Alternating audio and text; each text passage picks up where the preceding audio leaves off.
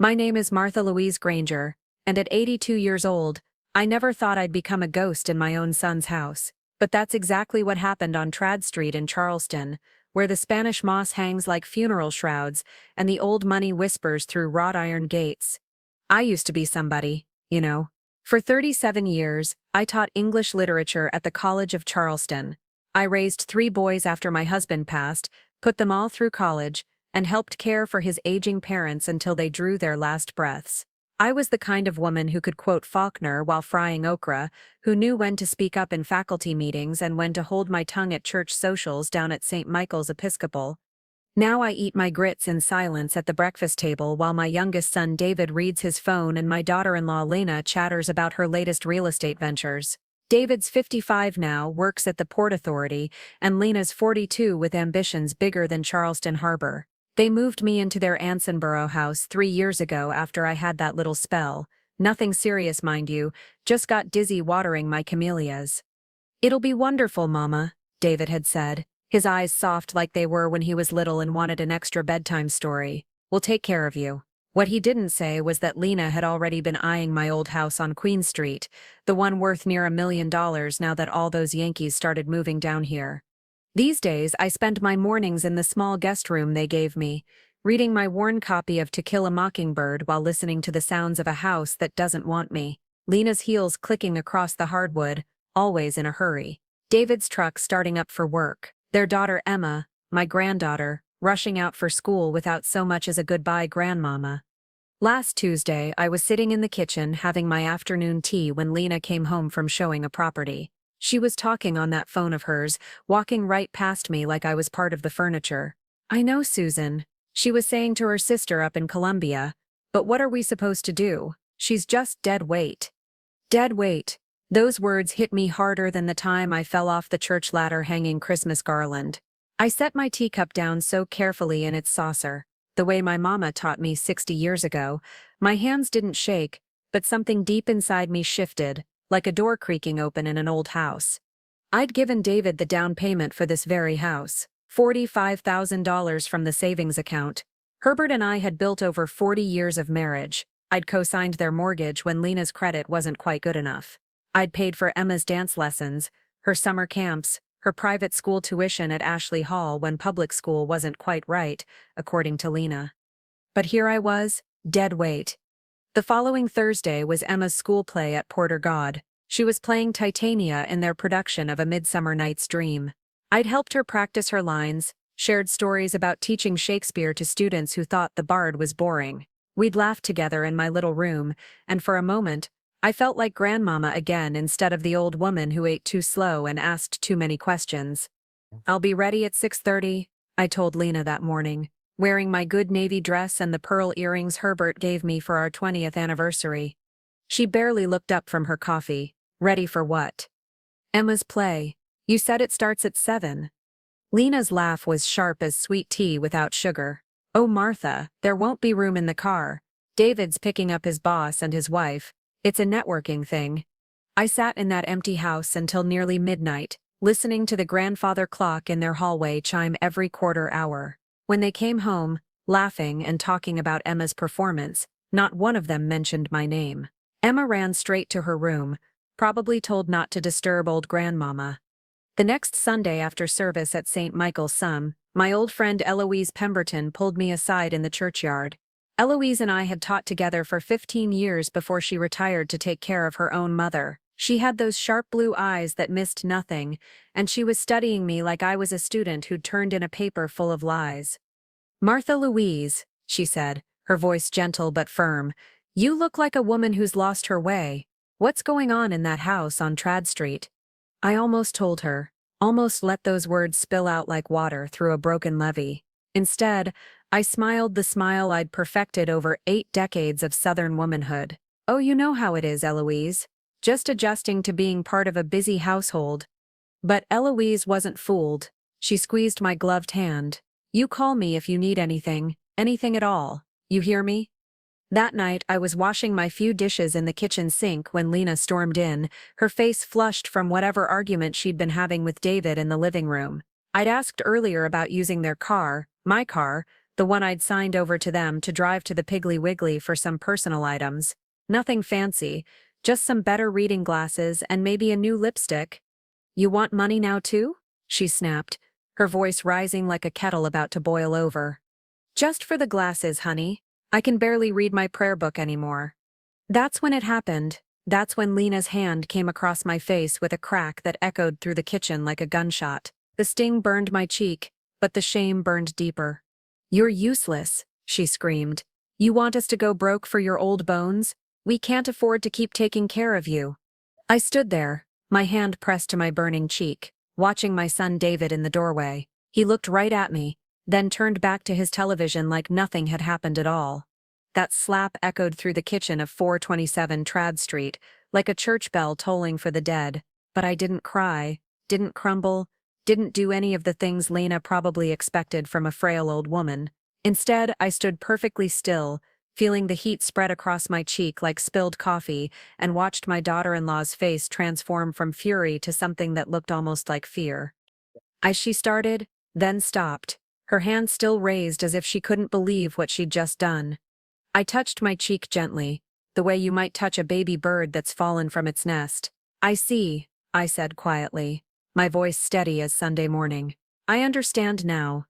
David appeared in the doorway, his eyes wide, but when he saw what had happened, saw my reddening cheek, saw Lena's guilty stance, he just stood there like a scarecrow in a cornfield, not moving, not speaking, not defending the woman who'd changed his diapers and sung him to sleep.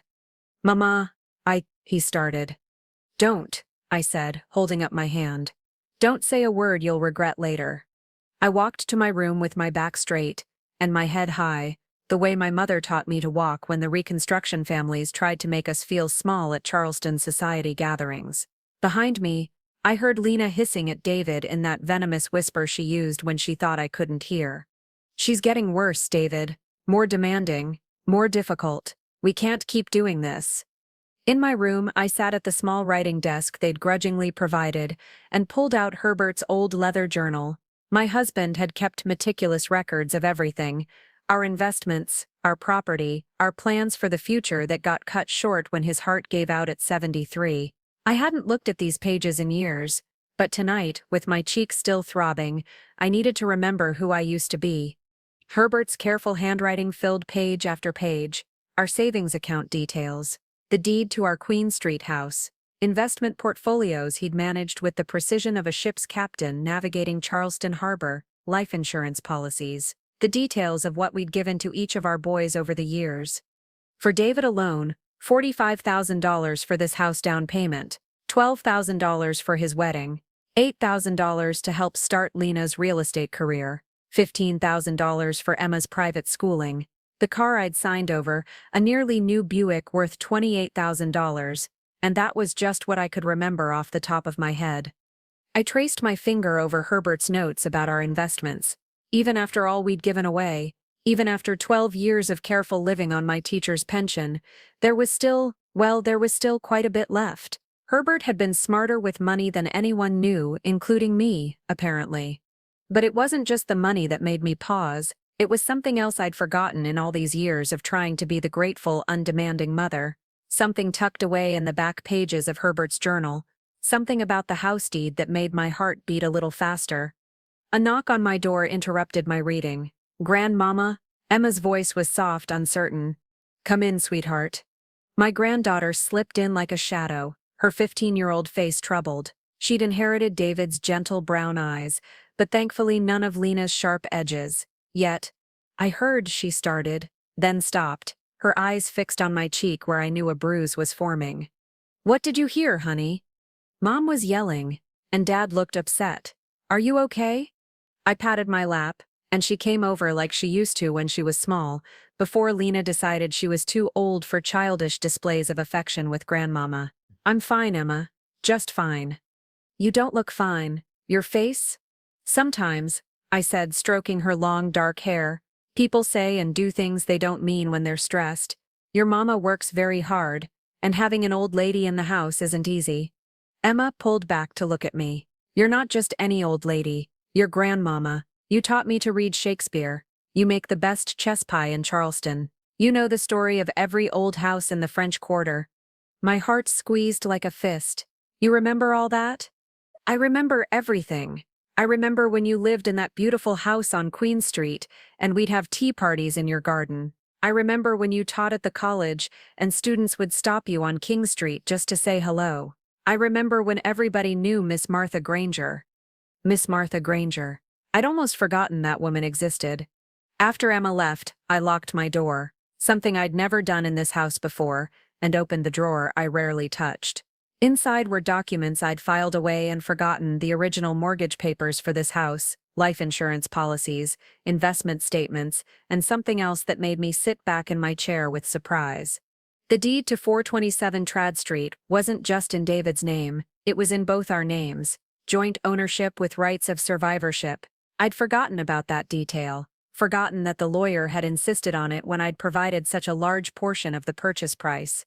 I owned 40% of this house, the house I was being treated like a burden in, the house where my own son watched his wife slap me and did nothing. I closed Herbert's journal and looked at myself in the small mirror above the desk. My cheek was purple now, a bruise that would take weeks to fade. But my eyes looked different than they had this morning, sharper, more awake. I thought about Eloise's offer at church, about the way she'd looked at me with those knowing eyes. I thought about Judge Caroline Wells, who'd been one of my brightest students 20 years ago, and now sat on the family court bench. I thought about all the people in this city who still remembered Miss Martha Granger, who might be interested to know how Miss Martha Granger was being treated by her own family. Slowly, carefully, I opened Herbert's journal to a fresh page and picked up my pen. At the top, in my careful teacher's handwriting, I wrote things to remember about the woman I used to be. Below that, I began to list names. Bank managers who'd known Herbert and me for decades. Lawyers who'd handled our affairs. Former students who'd gone on to important positions in Charleston society. Church members who'd benefited from my years of volunteer work. The network I'd forgotten I had. The influence I'd forgotten I once wielded. By the time I finished writing, it was past midnight, and I could hear David and Lena arguing in their bedroom down the hall. Their voices carried through these old walls, and I caught fragments that made my blood run cold. Can't keep going like this? Assisted living facility. Yours sell the Queen Street house to pay for it. I set down my pen and whispered to the empty room. You think I'm useless, Lena? Let's see how useless I am. Sunday morning came with the sound of St. Michael's bells ringing across the holy city, but I didn't wait for David and Lena to wake up. By 7:30, I was walking down Trad Street in my best church dress, the purple bruise on my cheek covered with foundation thick as Charleston humidity. My first stop wasn't the church, though. It was Eloise Pemberton's house on Ligara Street. Eloise took one look at me through her front door's glass panels and knew something had shifted. She'd been my friend for 30 years, had seen me through Herbert's funeral, through the challenges of raising boys alone, through the quieter struggles of aging in a world that preferred its elderly women invisible. Martha Louise, she said, opening the door wide, you look like a woman with purpose this morning. I am, I replied, stepping into her familiar parlor with its faded chintz and family portraits dating back to the war between the states. I need to remember who I am. Over coffee and her famous Benet wafers, I told Eloise everything. The slap, David's silence, the conversations about assisted living facilities, the plans to sell my Queen Street house. I watched her face grow harder with each detail, her blue eyes flashing with indignation. That little witch, Eloise said when I finished, using language that would have scandalized the ladies at St. Michael said, and David, shame on him. After everything you've done for that family, I keep thinking about something Herbert used to say. I told her, stirring sugar into my second cup. He'd say, Martha, the biggest mistake people make is underestimating a schoolteacher. We know how to do research. Eloise smiled, the first genuine smile I'd seen in weeks. What kind of research are you thinking about? That's when she made a phone call that changed everything. Caroline, it's Eloise Pemberton. I have someone here I think you'd like to see. Yes, your old professor, Miss Granger. Of course she remembers you.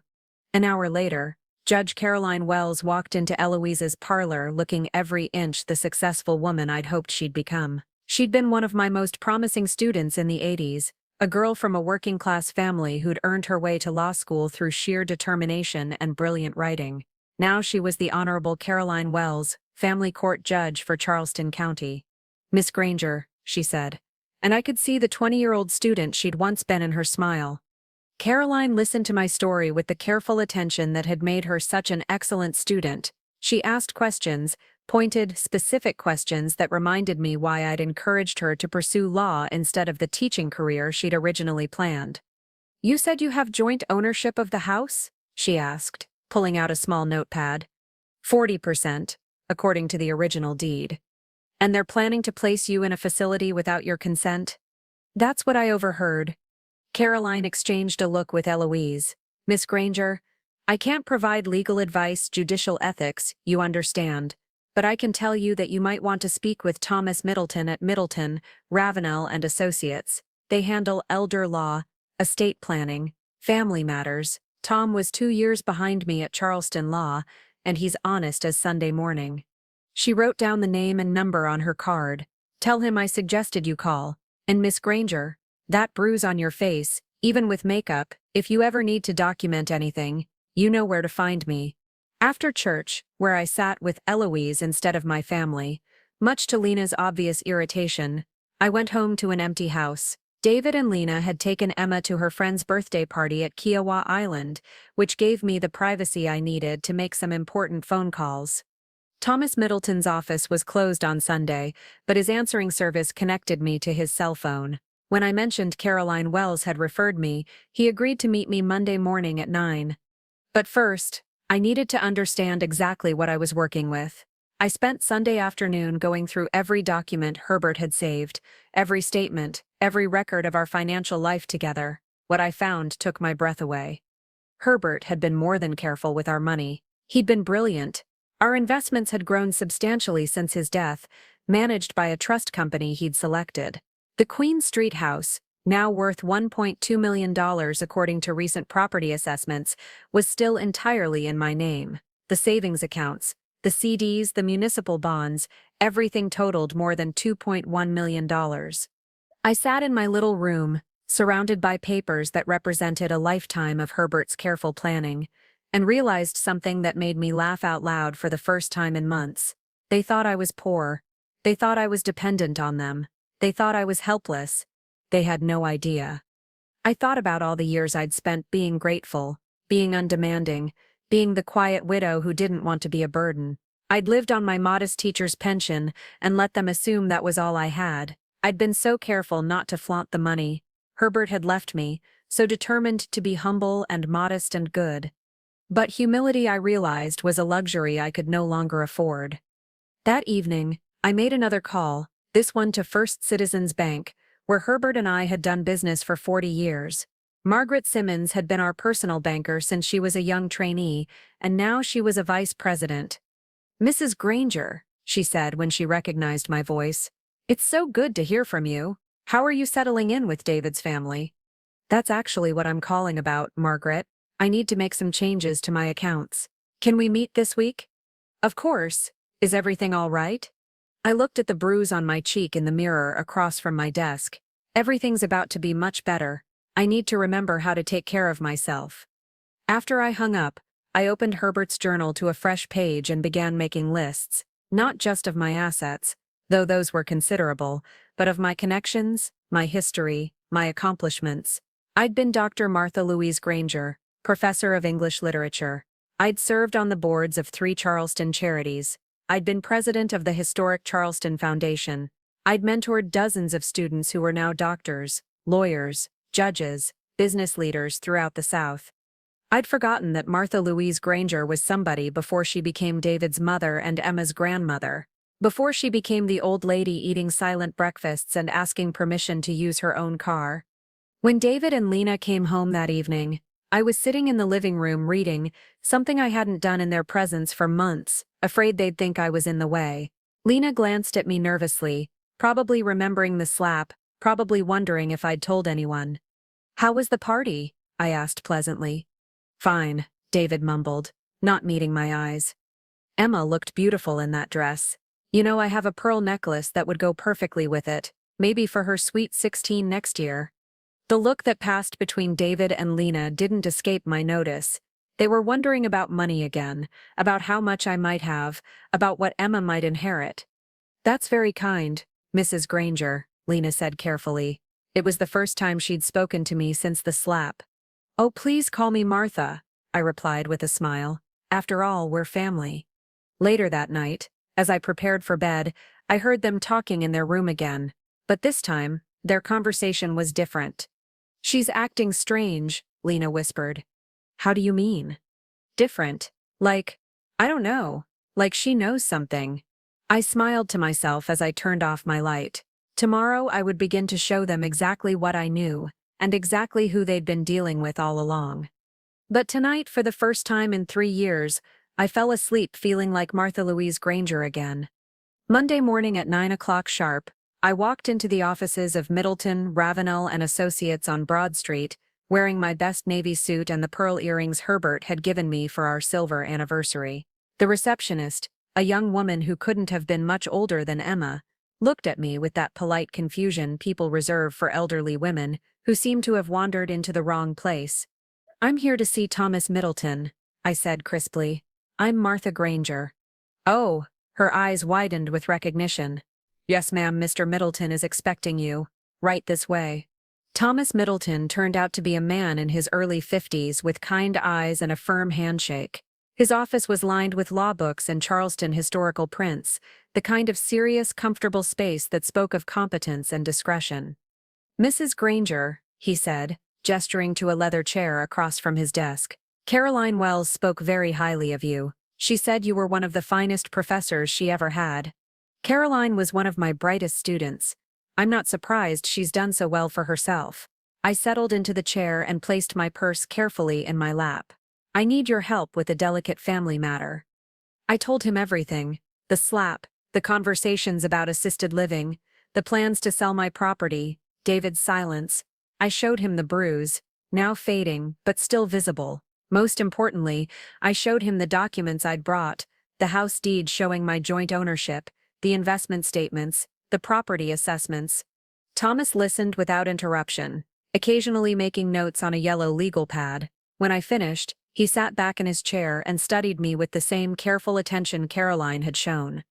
"Mrs. Granger," he said finally, "I want to make sure I understand your goals here. Are you looking to protect your assets, or are you looking to take action against your family members?" "I'm looking to protect myself," I replied, "and to make it clear that I won't be treated like a helpless burden." He nodded thoughtfully. "There are several things we can do immediately. First, we need to update your will and establish a revocable trust. This will give you more control over your assets and make it clear who's in charge. Second, we should document the abuse. Yes, Mrs. Granger, what happened to you was abuse, in case we need legal protection later." Over the next 2 hours, Thomas laid out a plan that was both comprehensive and strategic. We would set up a revocable living trust with me as the primary trustee. This would give me complete control over my assets while making it much more difficult for anyone to claim I was incompetent or needed a guardian. We would also prepare new powers of attorney, replacing the ones I'd given David years ago. "There's something else," Thomas said, glancing at his notes.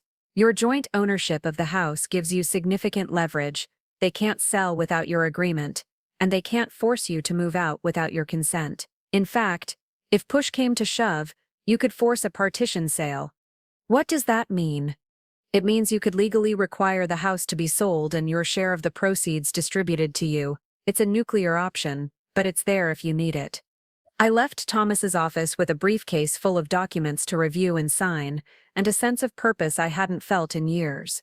My next stop was First Citizens Bank, where Margaret Simmons was waiting with coffee and the warm smile that had made her such a trusted advisor over the years. "Martha," she said, studying my face with concern, "you sounded so serious on the phone. Is everything all right?" "I need to make some changes, Margaret. I've been too trusting, too passive about my own affairs. It's time I took control again." The changes I requested were simple, but significant. I wanted all the shared access removed from my accounts. David had been listed as a joint holder on my checking account, just for emergencies, but I realized now how dangerous that could be. I wanted new passwords on everything, and I wanted to set up some automatic transfers that would serve a very specific purpose. I want to establish a charitable giving account, I told her. Nothing dramatic, just small monthly donations to organizations I care about. St. Michael's Building Fund, the Charleston Library Society, the Scholarship Fund at the College of Charleston. Margaret nodded approvingly. That's wonderful, Martha. How much were you thinking? $2,000 a month to start. I want to be strategic about it. What I didn't tell Margaret was that these donations served two purposes. First, they would create a clear paper trail showing my mental competence. No one would question the sanity of a woman making thoughtful charitable contributions. Second, they would reduce my visible assets, making me seem less wealthy to anyone who might be counting my money. But the most important change was yet to come. That afternoon, I visited Dr. Patricia Wells, no relation to Judge Caroline Wells, at her practice on Ashley Avenue. Dr. Wells had been my physician for 15 years, a competent woman who understood that aging didn't automatically mean incompetence. "Mrs. Granger," she said, examining the fading bruise on my cheek, "this looks like it was quite severe. What happened?" I told her the truth, all of it. She documented everything carefully, taking photographs and notes that would be part of my permanent medical record. "I'm concerned about your living situation," she said when I finished. "This kind of treatment often escalates. That's why I'm here. I need you to conduct a complete cognitive assessment. I want it documented that I'm mentally competent, physically capable, and able to make my own decisions. I have a feeling someone may try to claim otherwise in the future." Dr. Wells spent the next hour putting me through a battery of tests, memory exercises, cognitive assessments, physical evaluations. I answered questions about current events, performed simple mathematical calculations, demonstrated my ability to understand complex instructions. When she finished, she sat back with a satisfied smile. "Mrs. Granger, you're as sharp as you were 15 years ago when you first became my patient, sharper than most people half your age. I'll have a complete report ready for you by Friday." That evening, I returned to Trad Street feeling more like myself than I had in months. David was already home from work, sitting in his recliner watching the evening news. Lena was in the kitchen, preparing dinner with the kind of sharp, efficient movements that suggested she was still nervous about our last encounter. "How was your day, Mama?" David asked, not looking up from the television. "Productive," I replied. "I had some business to take care of in town." Lena appeared in the doorway, studying me with suspicious eyes. "What kind of business?" "Oh, just some banking matters, investment reviews, the kinds of things you have to stay on top of when you get to be my age." I saw David and Lena exchange a quick glance. They were wondering again about my finances, about how much money I might have, about what it might mean for their own plans. After dinner, I excused myself to my room and began reviewing the documents Thomas had given me. The trust papers were complex but thorough, giving me complete control over my assets, while establishing clear guidelines for their eventual distribution. The new will was equally detailed, specifying exactly how my estate would be handled. But the most important document was the simplest, a letter of intent that I would sign and have notarized, stating clearly that I was under no physical or mental duress, that I was making these changes of my own free will, and that any claims to the contrary should be viewed with extreme suspicion. As I reviewed each page, I heard familiar sounds from elsewhere in the house: David's television programs, Lena talking on the phone to her sister, probably complaining about having to cook for 3 people instead of 2, Emma practicing violin upstairs, playing a Bach piece I'd helped her learn to appreciate. Normal family sounds, but I wasn't part of this family anymore, was I?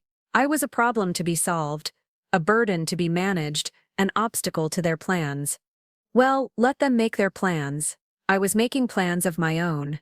The next morning, I would begin implementing the strategy Thomas and I had developed, step by step, document by document.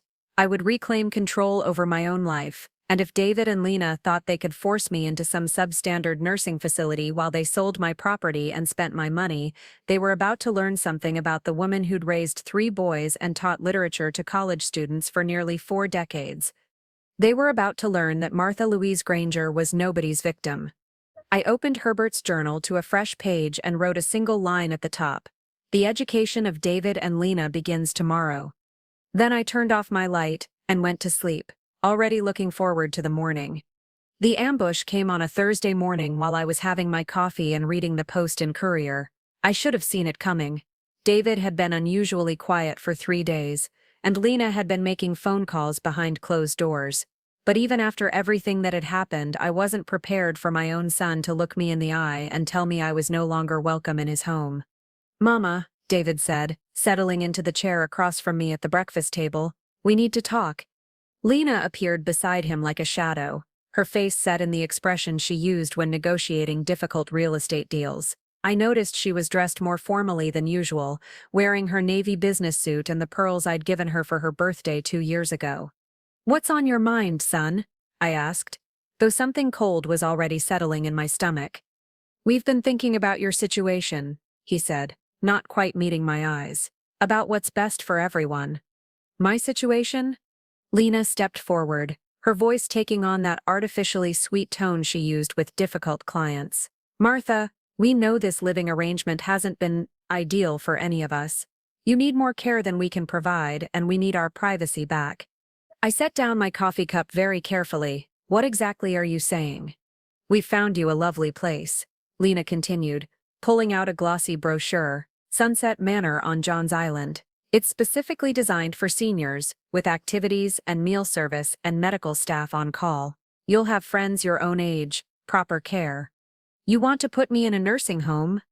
David finally looked at me directly. "It's assisted living, Mama. It's different, more independent."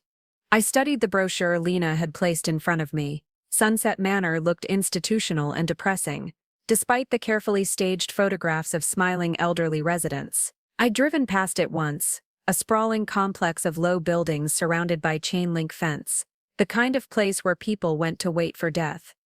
"This says the cost is $4,000 a month," I observed.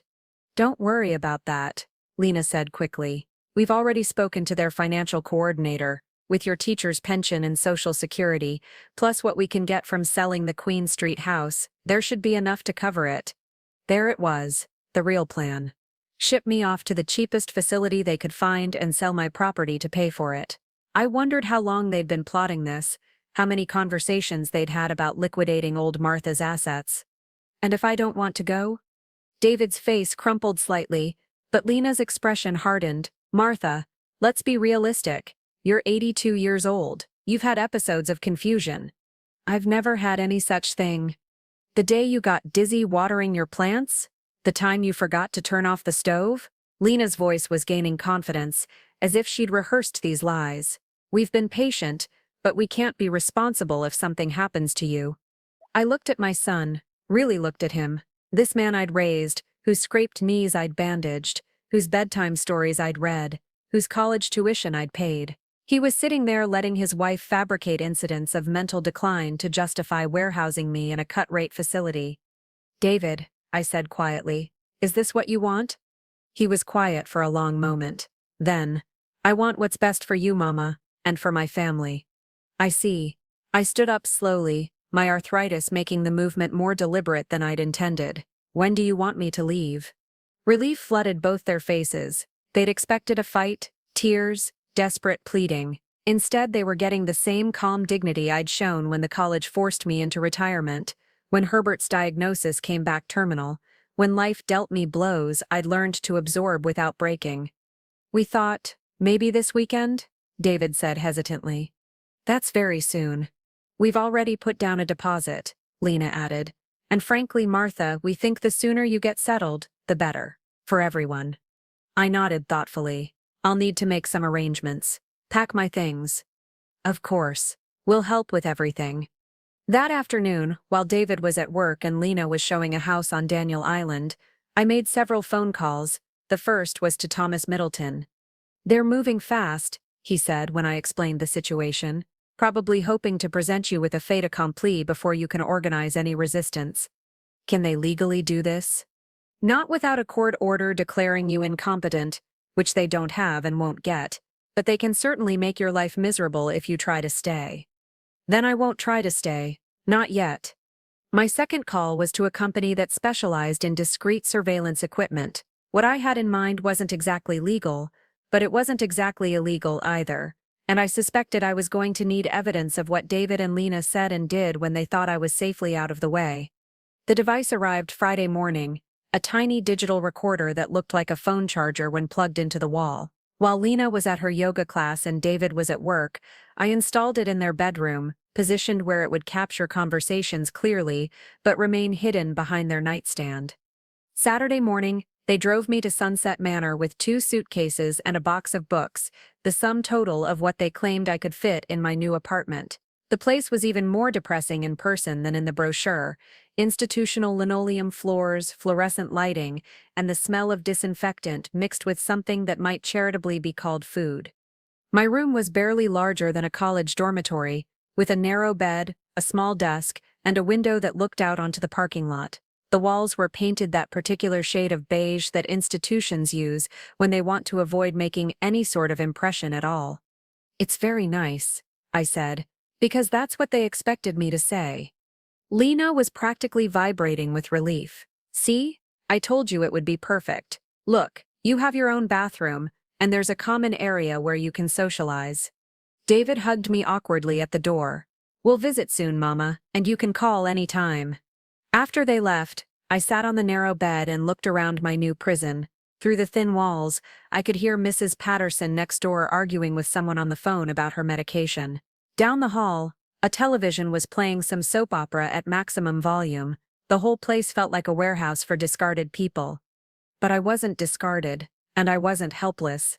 Sunday evening, I activated the recording device from my cell phone and listened to the first day's worth of conversations from the house on Trad Street. Most of it was routine: David watching television, Lena talking to her sister, but around 10 o'clock I heard exactly what I'd expected to hear.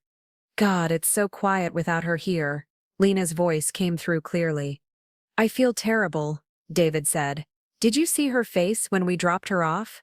"You did the right thing, David. She was becoming a problem, and problems don't solve themselves. Besides, now we can move forward with our plans." "What plans?"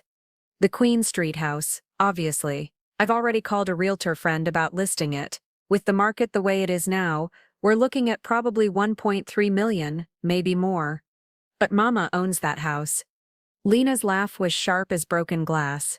"Mama's in a facility now, David. She's obviously not capable of managing a property like that. We'll petition for guardianship if we have to, but I think she'll sign whatever we put in front of her. She's old, she's confused, and she's grateful we're taking care of her expenses."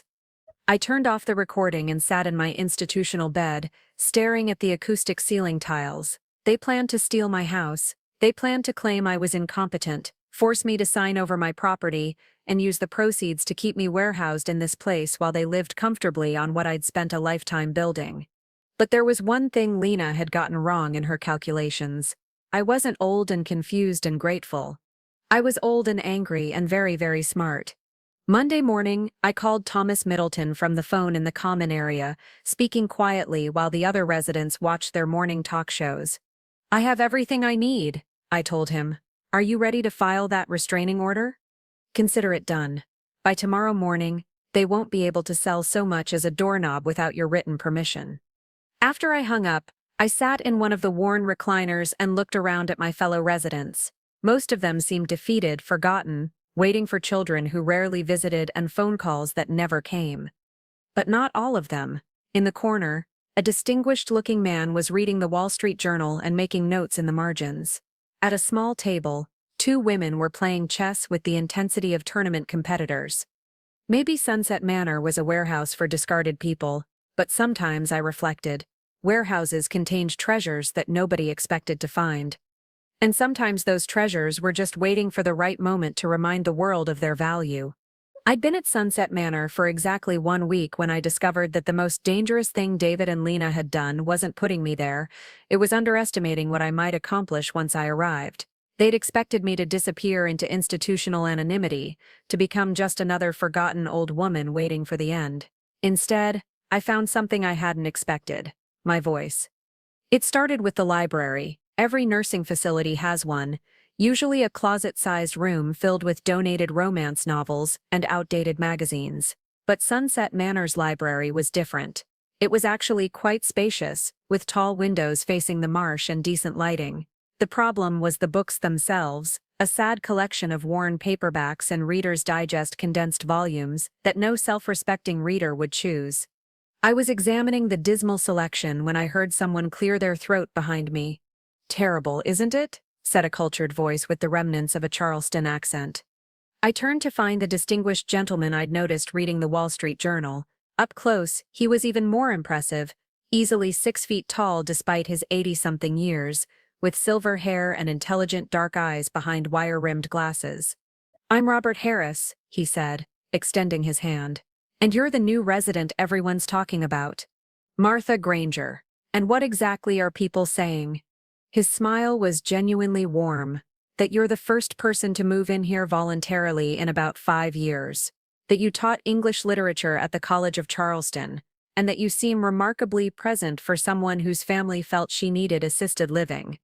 I studied his face, recognizing something familiar in his expression. "Have we met before, Mr. Harris?" "Dr. Harris, actually. And yes, we have. I was the administrator who hired you in 1967. I was also the one who tried to talk you out of early retirement in 2004. My mouth fell open. "Robert Harris.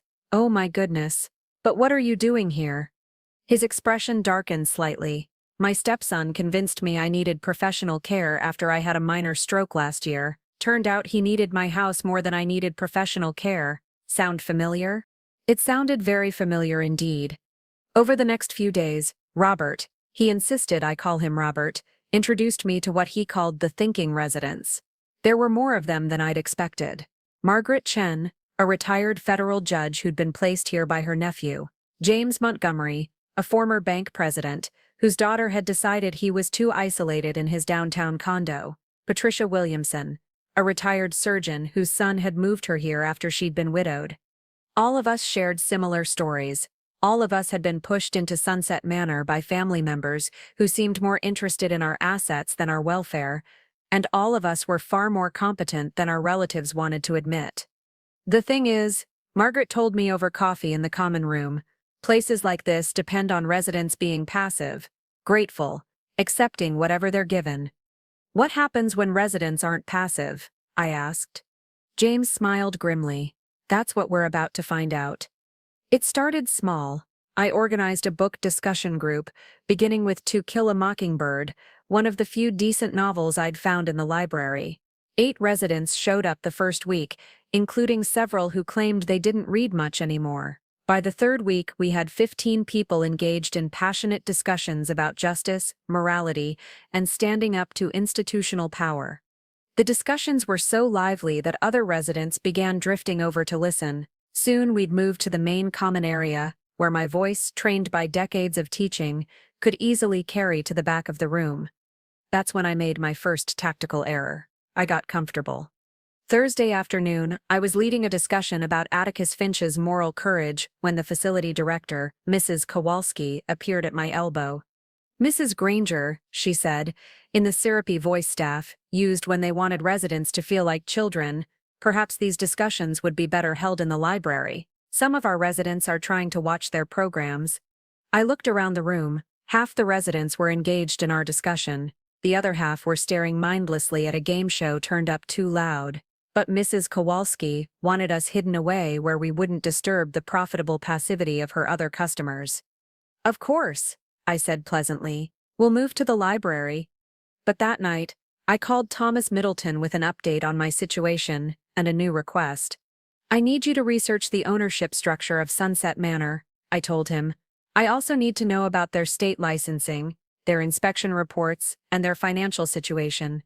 "What are you planning, Martha?"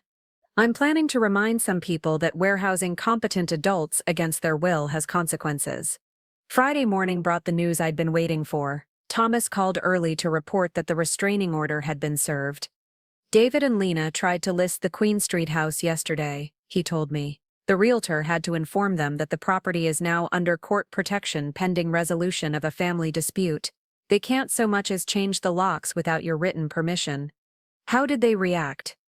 According to my sources, Lena screamed at the realtor for 20 minutes before David dragged her out of the office. "They're furious, Martha, and they're going to come looking for answers." They came that very afternoon. I was in the library with Robert and Margaret when Mrs. Kowalski appeared with David and Lena in tow. My son looked haggard and confused. My daughter-in-law looked like she wanted to commit murder. "Mama," David said, his voice strained, "we need to talk." I looked up from the book I was reading, a biography of Eleanor Roosevelt that Margaret had brought from her personal collection. "Hello, David. Lena, how nice of you to visit."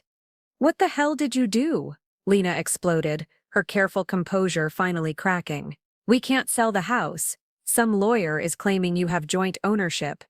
"Because I do have joint ownership," I replied calmly. 40% to be precise. "Did you forget that I provided the down payment?" David sank into a nearby chair. "But when did you? When did I hire a lawyer? When did I decide to protect my own interests? When did I stop being the grateful old woman who would let you steal my property to pay for this place?" I stood up slowly, feeling every one of my 82 years but also feeling something I hadn't experienced in months' power. "I did all of that the day you threw me away like a piece of furniture you didn't want anymore." Lena's face was flushed red with rage. "You can't do this. We have expenses. We have Emma's college to think about. You should have thought about that before you decided I was useless." Mrs. Kowalski, who'd been trying to make herself invisible during this family confrontation, finally spoke up. "Perhaps we should move this discussion to my office." "No," I said firmly. "This discussion is over. David, Lena, you're welcome to visit me during regular visiting hours. But if you come here again trying to pressure me into signing over my property, I'll have you removed by security." After they left, Lena storming out while David trailed behind looking stunned, Robert turned to me with something approaching admiration. "Martha," he said, "I think you just fired the opening shot in what's going to be a very interesting war." That evening, I sat in my small room and listened to the recording device I'd planted in their bedroom. The conversation was even better than I'd hoped. "She played us," Lena was saying, her voice tight with fury. "The whole helpless old lady act was bullshit. She's been planning this." "I don't understand," David said. "How did she even find a lawyer? How did she know about the house ownership?" "Because she's not as senile as we thought she was, because we underestimated her." There was a crash, as if Lena had thrown something across the room. "Do you have any idea how much money we're talking about? That house is worth over $1 million, David. And now she's blocked the sale. Maybe we should just what? Give up? Let her rot in that place while she controls all our finances?" "I don't think so." There was a long silence. Then Lena's voice came again, quieter but more determined. "We need to escalate this. If she wants to play games, we'll play games, but we're going to win." I turned off the recording and smiled in the darkness of my institutional room. Lena was right about one thing. We were playing games now, but she'd made a crucial miscalculation. She thought this was a game she could win by being ruthless. But I was a retired English professor who'd spent 40 years teaching students about the consequences of hubris, about the downfall that comes to those who underestimate their opponents. And Lena was about to get a masterclass in both. Tomorrow I would begin phase 2 of my education plan, and by the time I was finished, my daughter-in-law would understand exactly why it's dangerous to slap a woman who spent her life teaching others how to think strategically. Class was about to begin. The phone call that changed everything came on a Tuesday morning while I was having coffee with Robert in the Sunset Manor common room. It was my oldest son Charles calling from his law practice in Columbia, and from the tone of his voice, I knew immediately that someone had finally told him the truth about my situation. "Mom," he said without preamble, "I just got off the phone with David, and I'm having trouble believing what I'm hearing. Did he really put you in a nursing home?"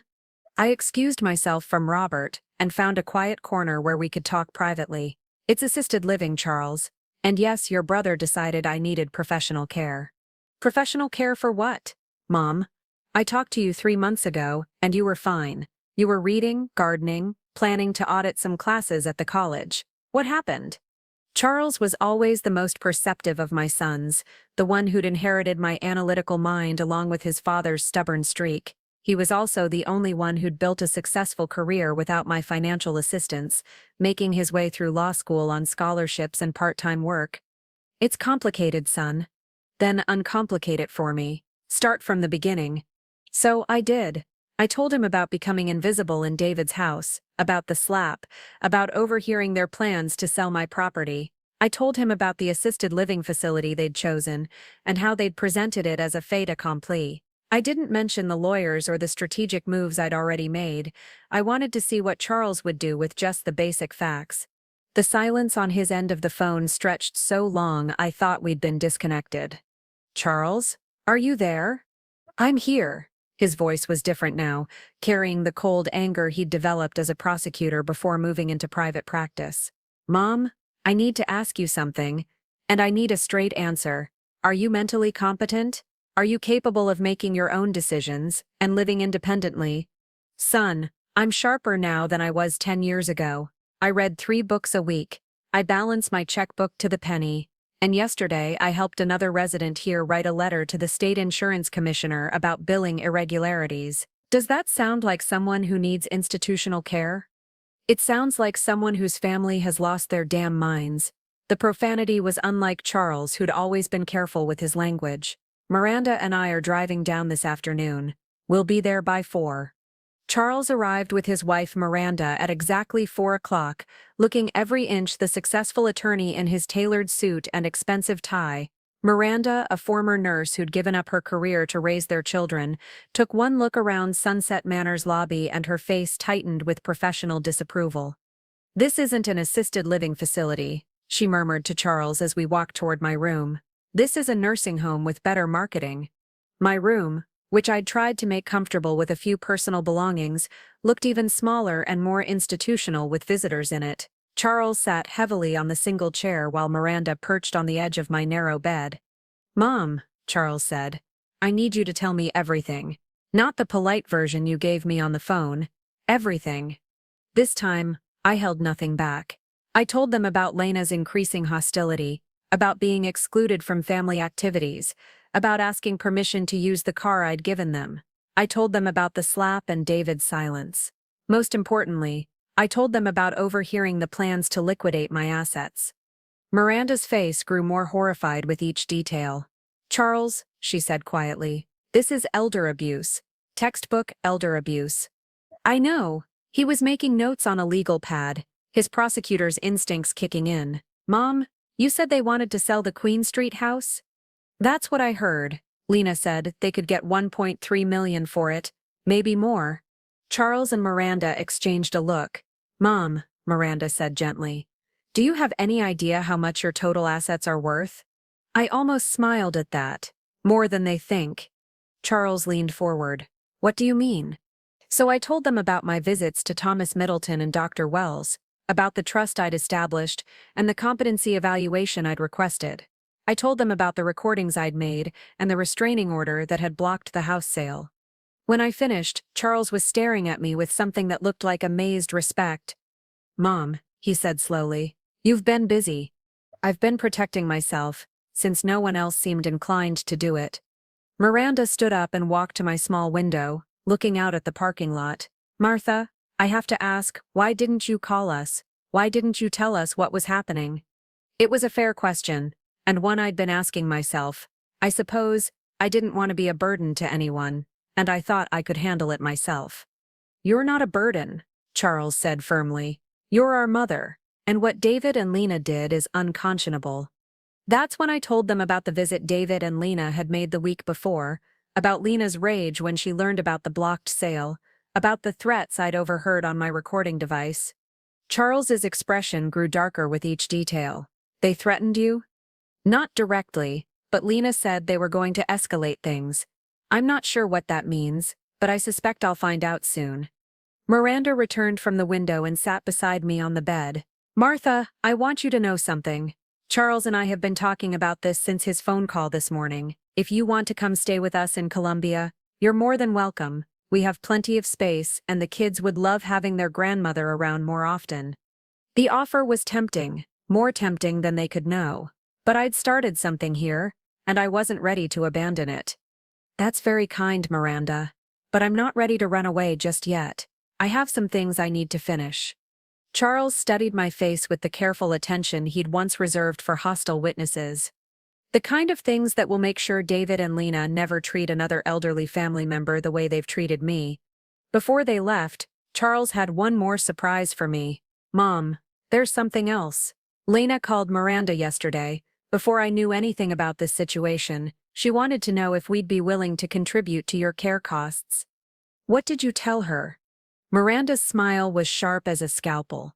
I told her we'd need to see a complete financial accounting first. Income, expenses, asset evaluations, medical necessity reports. I told her we'd want to review everything with our own financial advisor before we committed to anything. She didn't like that, Charles added. She got very defensive, started talking about family loyalty and helping out in difficult times. When Miranda pressed her for details about your actual care needs, she hung up.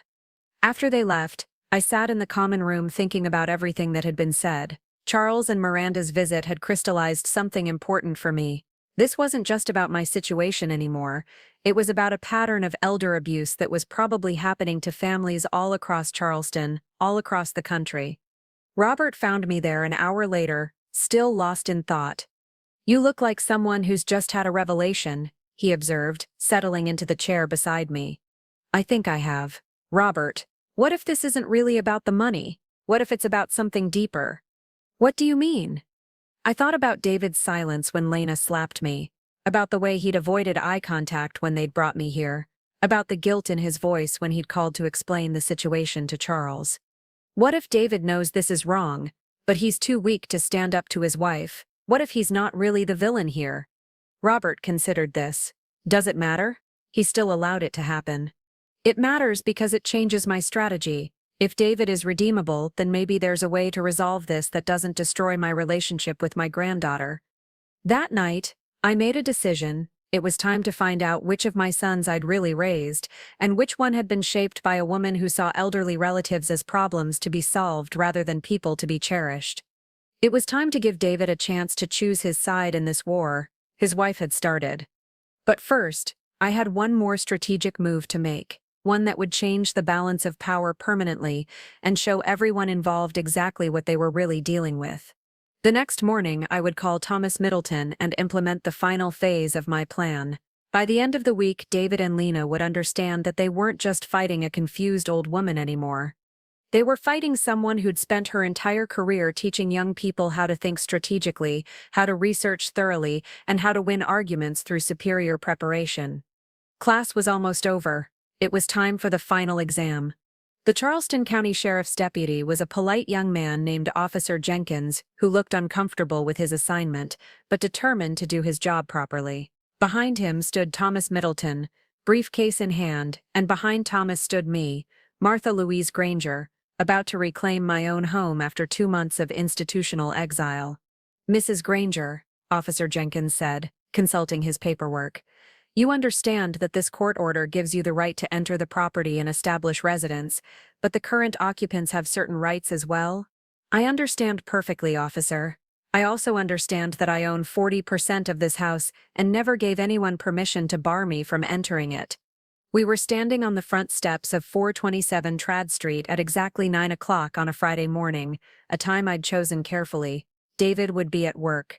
Emma would be at school, and Lena would be home alone to face the consequences of her actions without an audience to perform for. Thomas had worked quickly once I'd given him permission to pursue the nuclear option. The emergency court hearing had taken place Thursday afternoon before Judge Caroline Wells, my former student, who'd listened to the evidence with the careful attention I remembered from her undergraduate days. The recording I'd made of David and Lena's conversations, combined with Dr. Wells's competency evaluation and the documentation of my financial contributions to the house, had made for a compelling case.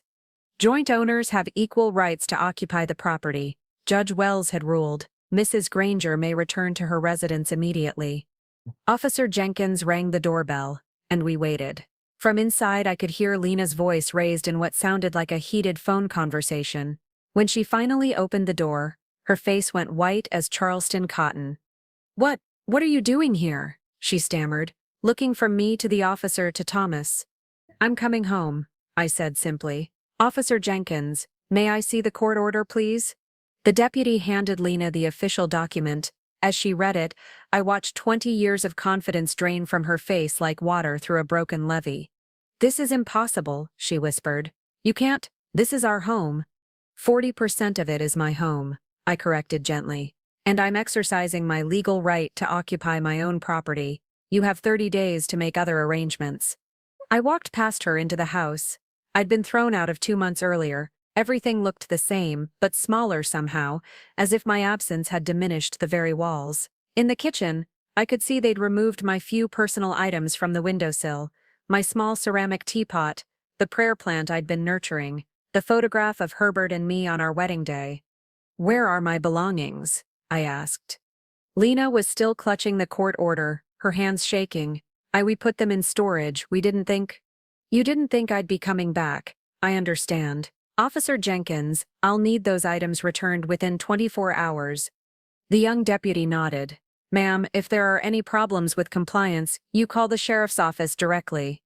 After the officer and Thomas left, Lena and I stood in the kitchen where she'd slapped me 3 months earlier, but now the power dynamic had shifted completely. I was no longer the helpless old woman begging for glasses money. I was the co-owner of this house, backed by legal authority and my own considerable resources. Martha, Lena said, her voice small and desperate, can't we work something out? This house? It's all we have. I looked at her, really looked at her, and for the first time saw not the confident real estate agent who'd treated me like furniture, but a frightened woman who'd overplayed her hand and lost everything. Lena, I said quietly, you should have thought about that before you decided I was useless. It had been raining for 3 days straight, the kind of October downpour that turns Charleston's streets into rivers and makes the Spanish moss hang like wet funeral shrouds. I was sitting on my covered porch at 427 Trad Street, reading Zora Neale Hurston's Their Eyes Were Watching God and sipping Earl Grey tea from my grandmother's china cup. The irony wasn't lost on me, a book about a woman finding her voice at the end of an abusive relationship, while I sat in the home I'd reclaimed from my own abusers. It had been exactly 31 days since the sheriff's deputy had escorted me back to my own front door. 31 days since I'd informed David and Lena they had 30 days to vacate the premises. 30 days of blessed silence, of meals eaten in peace, of sleeping in my own bed without listening for footsteps or whispered conversations about my usefulness. The eviction had been final yesterday at 5 o'clock. Thomas Middleton had handled it with professional courtesy but absolute firmness. David and Lena had until yesterday evening to remove their belongings and surrender their keys. What I hadn't expected was to see them again so soon. But here they were, standing at my front gate in the pouring rain like drowned cats. David looked haggard, older than his 55 years, wearing a wrinkled shirt and jeans that suggested he'd been sleeping somewhere that didn't have laundry facilities. Lena looked even worse, her usually perfect blonde hair stringy with rain, her makeup streaked, her expensive clothes soaked and clinging to her thin frame. Martha, Lena called through the rain, her voice cracking. Please, we need to talk. I turned a page in my book and took another sip of tea. The porch roof protected me completely from the weather, and my wicker chair was positioned perfectly to observe the drama unfolding at my gate while remaining completely comfortable myself. Mama, David's voice joined his wife's. Please just give us 5 minutes. I glanced up from Hurston's beautiful prose and studied my son through the rain. His face was desperate, pleading, full of the same expression he'd worn as a child when he'd broken something valuable and hoped confession might save him from consequences. But I wasn't his mother anymore in the way that mattered. I was the woman he'd thrown away when she became inconvenient. We lost the apartment, Lena sobbed, her voice carrying across the rain-soaked garden. The deposit fell through. We don't have anywhere to go. I found their desperation fascinating from an anthropological perspective.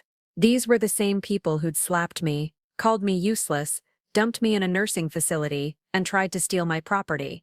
Now they were begging in the rain like characters from a Dickens novel. Martha, please. David stepped closer to the gate, his hands gripping the wrought iron bars. I know we made mistakes. I know we hurt you, but we're family.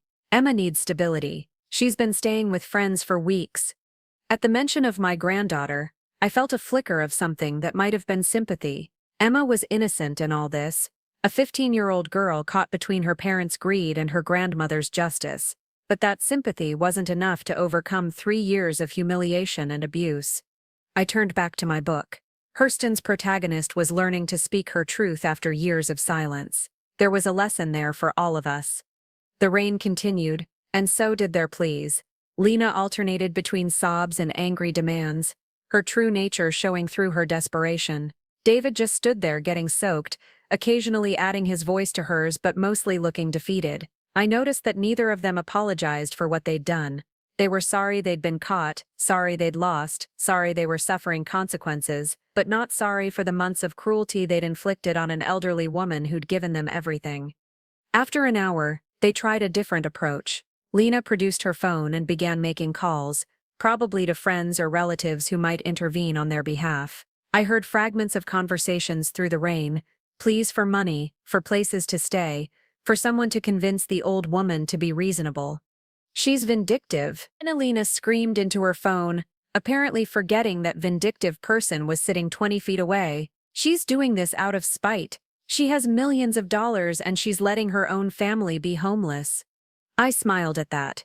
Even in her desperation, Lena couldn't accept responsibility for her actions. It was everyone else's fault. Mine for being vindictive, David's for being weak, society's for not recognizing her inherent right to other people's property. As afternoon faded to evening, their desperation grew more theatrical. Lena threw herself against the gate at one point, wailing about family loyalty and Christian forgiveness. David tried to climb over the fence before remembering he was 55 years old and 20 pounds overweight. "You're no Christian woman," Lena finally screamed when all else failed. "What would Herbert think of you now? What would your church friends say?" That was her mistake. Bringing Herbert into this, trying to use my dead husband's memory as a weapon against me. I closed my book carefully, set down my teacup, and stood up from my chair. "Herbert," I said clearly, my voice carrying easily through the rain, would be proud of me for finally standing up to bullies, and my church friends already know exactly what happened here, thanks to the police reports and court documents that are public record. I walked to the edge of my porch, still protected from the rain but close enough to see their faces clearly. "You want to know what Herbert would think? He'd think I waited too long to fight back. He'd wonder why I let you abuse me for months before I remembered who I was." The rain was getting heavier, and darkness was falling. Street lights began flickering on, casting yellow pools of light that made David and Lena look like tragic figures in a Southern Gothic novel. But I felt no tragedy, only a deep sense of justice finally being served. "This is elder abuse." Lena tried one final desperate gambit. "You can't leave family members homeless?" I almost laughed at the irony. "Elder abuse? Is that what you call putting your husband's mother in a cut-rate nursing facility against her will, so you could steal her property? Is that what you call slapping an 82-year-old woman for asking for glasses money?" By 9 o'clock they were still there, now huddled under the limited shelter of a nearby oak tree. Their presence was beginning to disturb my neighbors. I could see curtains twitching in windows, and Mrs. Henderson next door had called twice to ask if I needed assistance. I made my decision. Walking into my restored home, my beautiful, peaceful, Martha-controlled home, I picked up the phone and dialed 911. "Charleston Police? This is Martha Granger at 427 Trad Street. I have strangers loitering on my property who refuse to leave when asked. Could you please send an officer to remove them?" When the police arrived 15 minutes later, David and Lena were still pleading through the rain. I watched from my warm, dry porch as Officer Martinez explained to them that they were trespassing and needed to move along immediately. "But she's my mother," David protested. "Sir, the property owner has asked you to leave. You need to go now, or I'll have to arrest you for trespassing." As they walked away into the rain, defeated and homeless, I felt something I hadn't expected. Not guilt, not regret, but a profound sense of completion. The woman who'd been slapped and called useless was gone forever. In her place stood Martha Louise Granger, Professor Emeritus, property owner and survivor. I sat back down in my chair, picked up my book, and continued reading about women who'd learned to use their voices. Outside, the rain washed the streets clean, and tomorrow would be a brand new day.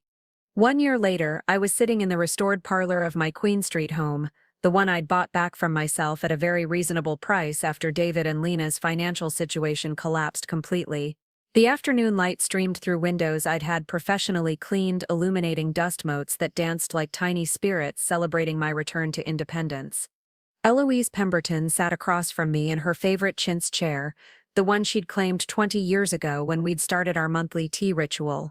Between us sat my grandmother's silver service, polished to perfection and properly used for the first time in years. The china was my mother's spode, the tea was Earl Grey from Charleston Tea Garden, and the petit fours were from Carmela's Dessert and Café on Upper King Street. "You look like a woman who's found her way home," Eloise observed, stirring honey into her tea with the sterling silver spoon that had belonged to my great-grandmother. "I feel like I've been on a very long journey," I replied, settling back into my restored Chippendale chair. "But yes, I'm home now, really home." The house was beautiful again, not just clean and organized, but alive with my presence. I'd hired Patricia Morrison, Charleston's finest interior designer, to help me restore it to its original glory while adding modern conveniences. The kitchen now had granite countertops and stainless steel appliances that I actually knew how to use. The library had been expanded with floor-to-ceiling bookshelves, custom-built by a craftsman on James Island. The garden had been professionally landscaped, but designed to look like an English cottage garden that had grown wild with age and wisdom. "How are your classes going?" Eloise asked, referring to the literature discussion groups I'd started at the Charleston Library Society.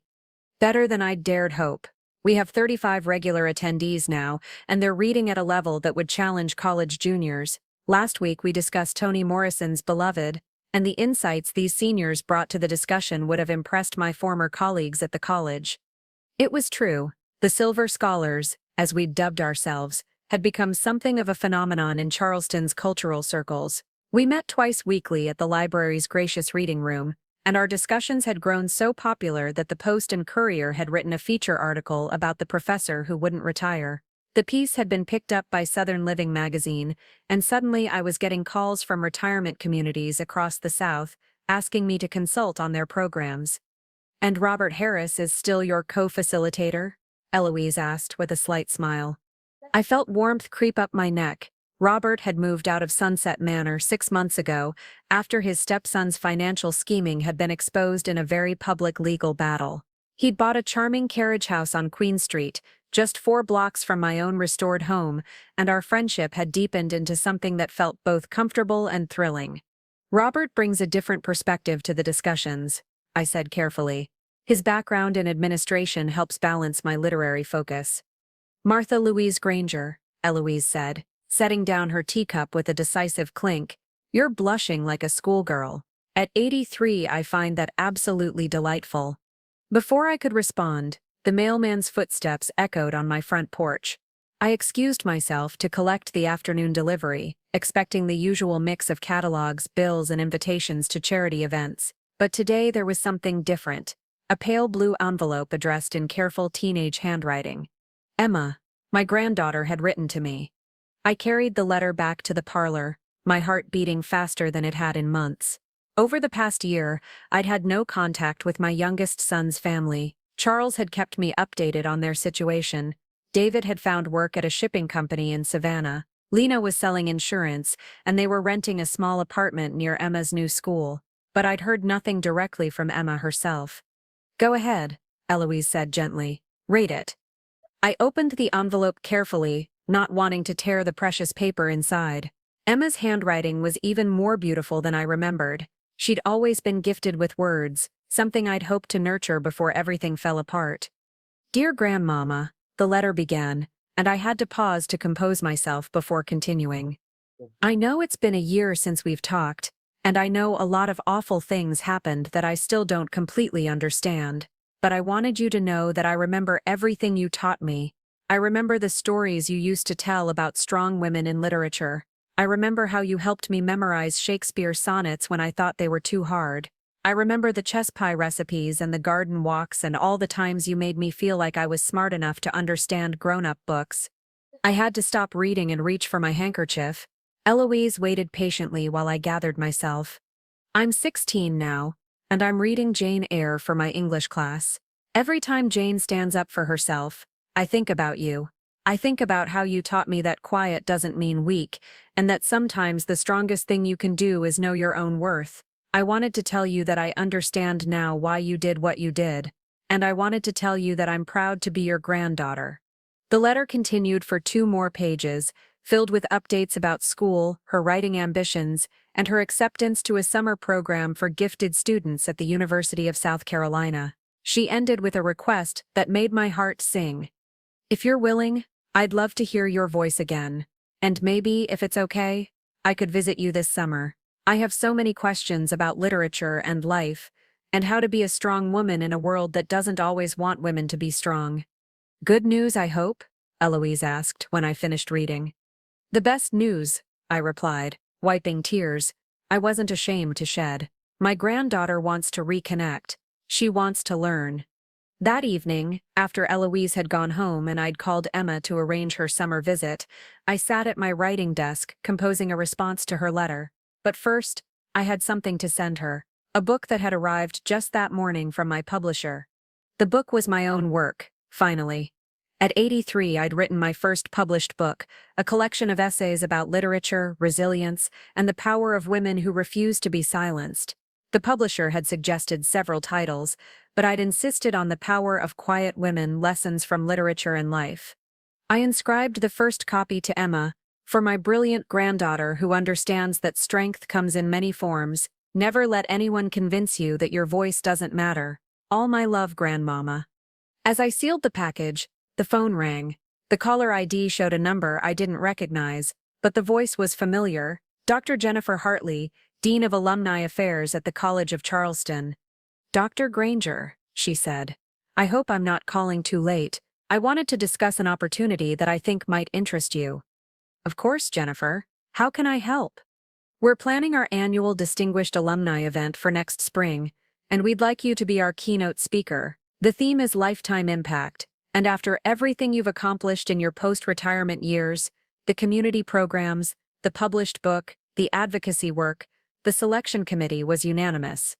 I sat back in my chair, looking around my restored home, thinking about the year that had passed since I'd stood in the rain watching my son and daughter-in-law being escorted away by police. Thinking about the literature classes that had become my new passion, the book I'd finally found the courage to write, the granddaughter who wanted to learn about becoming a strong woman. "I'd be honored," I told Jennifer. "What date did you have in mind?"